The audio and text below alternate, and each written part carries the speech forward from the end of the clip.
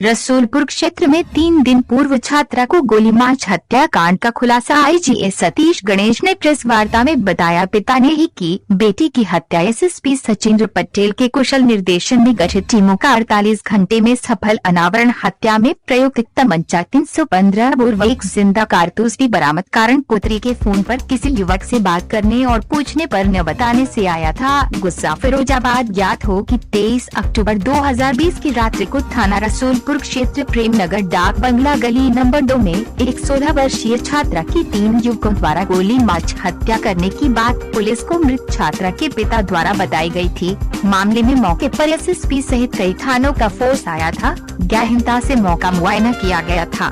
थाना पुलिस ने नामजद 3 व अज्ञात नामजद 2 से भी पूछताछ की थी। एसएसपी सचिंद्र पटेल ने 3 टीमें गठित की थी। तो अपर पुलिस महानिदेशक आगरा जॉन आगरा व पुलिस महानिरीक्षक आगरा परिक्षेत्र आगरा द्वारा भी तुरंत आकर घटना स्थल का बारीकी से निरीक्षण किया गया। साथ ही घटना के सफल अनावरण को एक कार्य योजना के तहत टीमों को कार्य करने हेतु ब्रीफ किया गया। वार्ता के दौरान आज एसपी सिटी कार्यालय पर आईजी सतीश गणेश ने घटना का खुलासा कर दिया, जिसमें उन्होंने बताया कि गठित टीमों द्वारा विवेचना के क्रम में पाया कि मृतका के पिता द्वारा प्रारंभ में कई विरोधाभासी बयान दिए गए, जिनकी गहराई से जांच की गई तो नामित अभियुक्तगण द्वारा घटना कारित करने की बात असत्य प्रतीत हुई। घटना में नामित अभियुक्तगण घटना के समय घटना स्थल के आसपास मौजूद नहीं थे। घटना के दौरान मृतक की मां के द्वारा अपने पति से रोते हुए खुद को मार देने की बातें मोहल्ले वासियों द्वारा सुनी जाने की बात बताई गई, जिसके फलस्वरूप मृतका के चाचा मां अन्य मोहल्ले वासियों से गहनता से पूछताछ की गई तो मृतका की हत्या उसके पिता द्वारा किए जाने की बात स्पष्ट रूप से सामने आ गई। 26 अक्टूबर 2020 को 48 घंटे के अंदर सर्वलाल स्कूल के पास प्रेमनगर कैंटीन के सामने से मृतका के पिता अभियुक्त अजय पुत्रेश्वर दयाल निवासी प्रेमनगर डाक बंगला गली नंबर 2 को हत्या में प्रयुक्त तमंचा 315 बोर व एक जिंदा कारतूस के साथ गिरफ्तार किया गया। घटना का कारण पुत्री का फोन पर किसी मोहल्ले की किसी लड़के से बात करना सामने आया है, जिसके बारे में पुत्री बार बार पूछने पर भी नहीं बता रही थी, जिससे अजय गुस्से में आ गया और उसने तमंचा निकाल अपनी पुत्री को गोली मार दी। बचने के लिए झूठा नाटक कर नामजद अभियुक्तों के विरुद्ध अभियोग पंजीकृत करा दिया। वार्ता के दौरान एसएसपी सचिंद्र पटेल भी मौजूद। गिरफ्तार करने वाली पुलिस टीम में प्रभारी निरीक्षक रसूलपुर फतेह बहादुर सिंह, प्रभारी निरीक्षक उत्तर अनूप भारती, निरीक्षक अपराध रसूलपुर प्रमोद मलिक, उप निरीक्षक मीडिया सेल फिरोजाबाद हरविंद्र मिश्रा, उप निरीक्षक थाना रसूलपुर वासुदेव सिंह, उप निरीक्षक जय सिंह थाना उत्तर, constable Raghuraj, Anil Gupta surveillance cell Firozabad, constable Kanhaiya, Jai Narayan, राजकुमार, सतेंद्र, राहुल थाना रसूलपुर आदि शामिल रहे। आप बोलेंगे सर, ये एक हत्याकांड हुआ था, बड़ा सनसनीखेज मामला था। पिता ने खुद थाने में आके बताया कि उसकी लड़की को 3 लोगों ने कत्ल किया है। 48 घंटे बाद पुलिस ने तफ्तीश में क्या पाया? देखिए, मैं ये बताना चाहूँगा कि जनपद फिरोजाबाद के थाना रसूलपुर में 23/24 की रात्रि में ये सूचना प्राप्त हुई रात में कि 3 लोगों ने एक नाबालिग बच्ची की निर्मम तरीके से घर में घुस के हत्या करी है। और जो भी मृतक परिवार के लोगों के द्वारा तहरीर दी गई थी, तत्काल पुलिस ने उसको सत्य मानते हुए उसको एफआईआर उसकी दर्ज कराई 302 धारा के अंतर्गत। और चूँकि इसमें पीड़िता एक पर्टिकुलर कास्ट को बिलोंग करती थी तो उसमें SC/ST एक्ट की धाराएं भी समावेश उसमें किया गया था। और इसके बाद तत्काल रात्रि में ही SP Firozabad, SP city Firozabad और तमाम जनपद के वरिष्ठ अधिकारी गणों के द्वारा घटनास्थल का निरीक्षण किया गया। दोपहर में एडीजी जोन आगरा और मेरे द्वारा भी घटनास्थल का निरीक्षण किया गया था। और प्रारंभिक छानबीन में कुछ तथ्य ऐसे प्रकाश में आ रहे थे कि जो स्टेटमेंट्स थे उन स्टेटमेंट्स में काफ़ी विरोधाभास था। लेकिन हमारे सामने चुनौती ये थी कि जनपद की कानूनी व्यवस्था को भी अक्षुण्ण रखना था।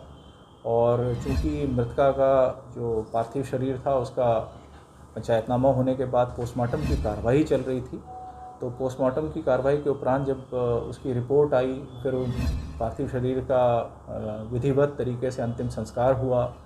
तत्पश्चात पुलिस ने 3-4 टीमें गठित करी और गहराई से एक एक बिंदु पर छानबीन करना शुरू करा। मिसाल के तौर पे जो आरोपी युवक थे, आरोपी युवकों को हिरासत में लिया गया, उनके बयानों में जो भी बातें उनके द्वारा बताई गई थी उसका तकमीला कराया गया, उनके CDR एनालिसिस कराई गई, जहाँ जहाँ वो अपनी मौजूदगी की बात बता रहे थे वहाँ के CCTV कैमरा के फुटेजेस निकाले गए और ये धीरे धीरे तथ्य एस्टैब्लिश होने लगा कि कहीं ना कहीं जो वादी पक्ष है यानी कि जो मृतका का पिता है उनके द्वारा इस पूरे प्रकरण में पुलिस को गुमराह किया जा रहा है और पुलिस को गलत तथ्य बताकर FIR पंजीकृत कराई गई है। इसके बाद फिर मोहल्ले के कुछ मोअज़्ज़िज़ लोगों से पुलिस ने अलग अलग बातचीत करी, परिवार के लोगों से अलग अलग बातचीत करी और हर बातचीत का बाकायदा वीडियोग्राफी कराई गई ताकि भविष्य में वो अपनी बात से मुकर ना पाएँ। तो जब इस तरह की सस्टेन्ड इंटरोगेशन पुलिस ने करी है SP फिरोज़ाबाद के नेतृत्व में, तो अंततोगत्वा ये तथ्य एस्टैब्लिश हो गया कि कहीं ना कहीं ये घटना जो है वो परिवार के लोगों के द्वारा ही कारित की गई है। और मृतका के जो पिता थे, उनके जो भाई हैं, उनसे जब और डिटेल में ग्रिल किया गया, उनसे बातचीत की गई, तो उन्होंने खुल के ये बात बताई कि ये घटना जो है उनके भाई के द्वारा ही कारित कर गई और उसकी वजह भी उन्होंने स्पष्ट करी है कि विगत कुछ दिनों से उनके पिता इस बात को लेकर खिन्न रहते थे कि उनकी बेटी कुछ अज्ञात लोगों से दूरभाष पर वार्ता करती है। तो कहीं ना कहीं पिता के मन में इस बात को लेकर काफ़ी गुस्सा था और घटना वाले दिन शाम को भी उनके द्वारा उन युवकों से जिनसे उनको शक था कि उनकी बेटी बात करती है, उनसे मोबाइल पे भी बात की गई और कुछ के घर जाके भी उनसे बातचीत की गई। और जब वो कन्विंस हो गए कि ज़रूर उनकी बेटी की बात किसी व्यक्ति से होती है, तो घर आने के उपरांत उन्होंने अपनी बेटी से सीधे लफ्ज़ों में ये बातचीत करी कि क्या तुम्हारी किसी से बात होती है। तो जब बेटी ने जो भी उत्तर दिया उससे पिता एकदम से गुस्से में आए, अपना आपा अपने नियंत्रण से बाहर हो गए और एक अवैध कट्टे से उन्होंने बहुत ही क्लोज रेंज से अपनी बेटी के राइट साइड में टेम्पल की तरफ उन्होंने गोली मार दी। गोली मारने के उपरांत चूँकि घर में और भी सदस्य थे और वो लोग भागकर वहाँ पहुँचे और गुस्से में आरोपी यानी कि जो पिता हैं उनके द्वारा ये उनको धमकाया गया कि अगर कोई भी सत्य बात बाहर बताएगा तो उसका भी वो यही हश्र करेंगे। तो इस बात से भयभीत होकर घरवाले ने चुप्पी साध ली और पिता ने फिर एक जिसको कहते हैं कि एक पूरी मनगढ़ंत कहानी गढ़ी और उसी आधार पर उन्होंने FIR जो है पुलिस को आके दी कि साहब की 3 लोगों के द्वारा उनकी बेटी का कत्ल छेड़खानी के विरोध करने के आधार पर किया गया है। तो अब तक की पूरी विवेचना से ये बातें इस्टेब्लिश हो गई हैं कि छेड़खानी जैसा कोई विषय नहीं था।